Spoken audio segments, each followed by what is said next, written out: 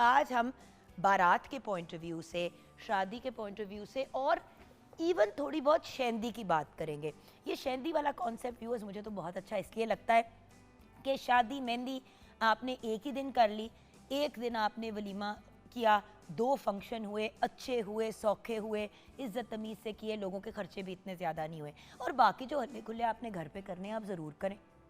बहुत से लोग इस तरफ आ गए हैं और निकाह जो है वो अपने मखसूस कोई 8-10 लोगों के साथ। और मैंने तो ये भी देखा है कि शेंदी पे सबसे पहले निकाह होता है, उसके बाद मेहंदी का हल्ला गुल्ला वगैरह। और सीधी बात है व्यूअर्स, बारात at the end of the day होती क्या है, सब लोग जमा होते हैं और एंड में आपने बच्ची को रुखसत करना होता है। तो अगर उसी के अंदर आप मेहंदी का हल्ला गुल्ला कंबाइन कर लेते हैं तो वो एक बड़ा फन फंक्शन बन जाता है। एक और चीज़ जो लोग कर लें वो क्या करते हैं कि मेहंदी कंबाइन कर ली लड़का लड़की ने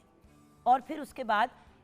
निकाह मेहंदी वाले दिन ही कर दिया और फिर बारात वलीमा एक ही दिन कर दिया। लेकिन उसमें थोड़ी सी टेक्निकल बात आ जाती है व्यूअर्स के, ऑब्वियसली निकाह रुखसती के बाद अगले दिन वलीमा होता है, तो फिर आपने मेहंदी पे ही रुखसती कर दी एंड देन एक कंबाइंड आपने रिसेप्शन कर दिया नेक्स्ट डे। ऑप्शंस ये मैं क्यों दे रही हूँ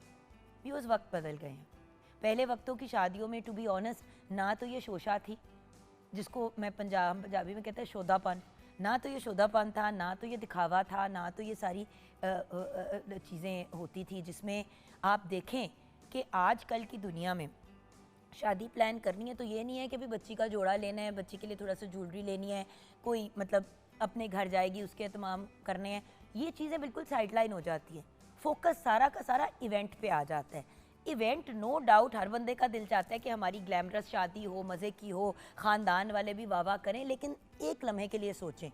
वो इवेंट वो फंक्शन उस दिन होके ख़त्म हो जाता है, तस्वीरें और यादें ही रह जाती हैं ना।